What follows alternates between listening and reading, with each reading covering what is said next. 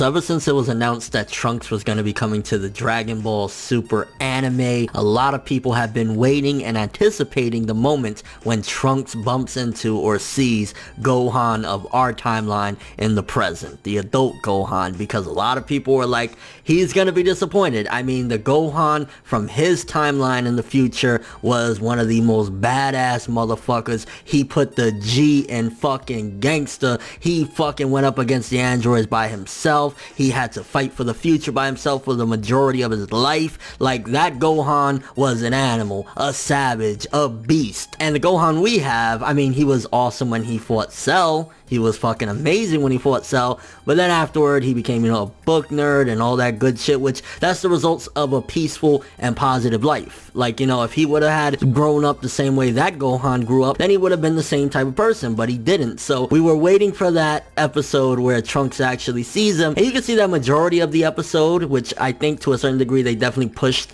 the message a little too much. It was kind of like, we get it. Gohan grew up and he's a nerd, but he's happy with life and shit like that, and Trunks has to come to terms with this because it's like he's seen somebody that at one point was everything to him, his best friend, his god pretty much, and seen him in a different light. Is like, wait a minute, where's that badass motherfucker that trained me and taught me how to be a Super Saiyan and taught me pretty much everything I knew about life? Where the fuck is he at? And during the episode you can see a couple different emotions coming out of Trunks. You can definitely see that he's kind of jelly in a way. When we get the scene of him thinking, wow, if Black wouldn't have done that, I could have had the same life. Me, Mai, and my mother could have been around the table eating. Instead, both of them are dead, and I'm here sobbing like a bitch, which I understand Trunks' resentment, not necessarily resentment, but more so just feeling a little jealous, like envious. This should have been me. This could have been me. Then also, I think you saw the disappointment. You did, when he's fucking looking at Gohan going, great Saiyan man, this and that. It's like, what the fuck are you doing, bro? Where's my sensei at? Who is this dude? So you can see Trunks feeling that way as well. But then in the end, which I kind of expected this exact reaction. I expected all of this once I kind of,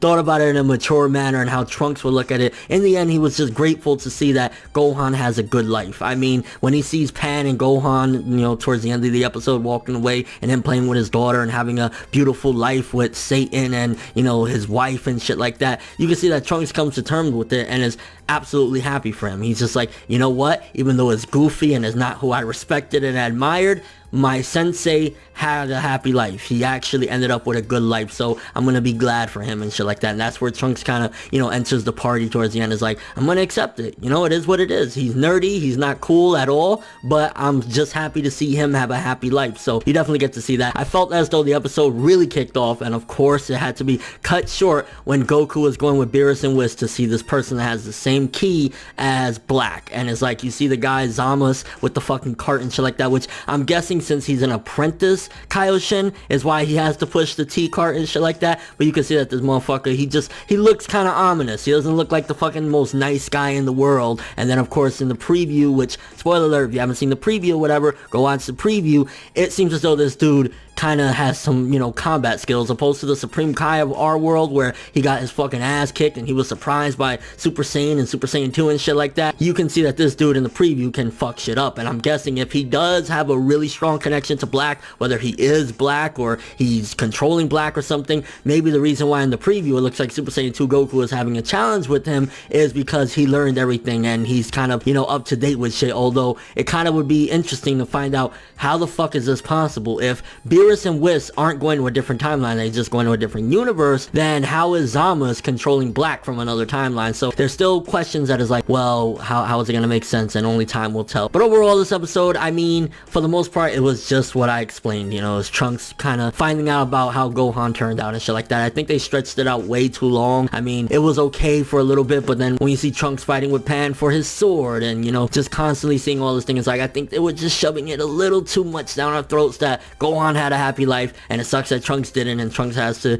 see all this. So yeah, the end of the episode was definitely my favorite bit, where you see Zamasu pushing the cart and it's like, you could tell that this motherfucker is evil, which by the way, I love some of the tracks that they actually play, especially the ominous ones and the sad one that they had in the little flashback for the History of Trunks OVA. That soundtrack was great, and then the one where you see Zamasu pushing the cart and you hear that ominous music, that was awesome as well. So yeah, episode could have been shorter on the Gohan and, Trunks reunion scenes or whatever. I mean, mean, the flashback is awesome because that's some of the greatest stuff in all of Dragon Ball, you know, period. But yeah, I think it was overstretched or whatever, and I honestly don't even think I need to do a review with the subs, because based on the translations I got provided by Herms on Twitter and everything I've seen, it was like, it was alright. It wasn't anything special, and honestly, again, I felt dragged on a little bit on Trunks seeing all of Gohan's life. So yeah, average, okay, whatever. But let me know what you guys think. If you've seen the episode, if you're watching this after you've seen the subs, did you like it? Did you hate it? How did you feel about the reunion between Trunks and Gohan? And what do you think about the ending of that episode? Do you think that Zamasu could somehow control people from different timelines, or what is your thoughts on that? Your overall thoughts of this episode. But thanks for watching. Hope you enjoyed. If you liked anything I had to say or enjoyed the video, drop me a like. I'd greatly appreciate it. And if you want more from me, make sure to subscribe, follow me on Twitter, Instagram, and stalk my Facebook to get more when the video ends. I'm ForneverWorld, and as always, people, have an awesome day. And before anyone asks, there's nothing wrong with my eyes. I just felt like putting on shades. Seriously, have an awesome day.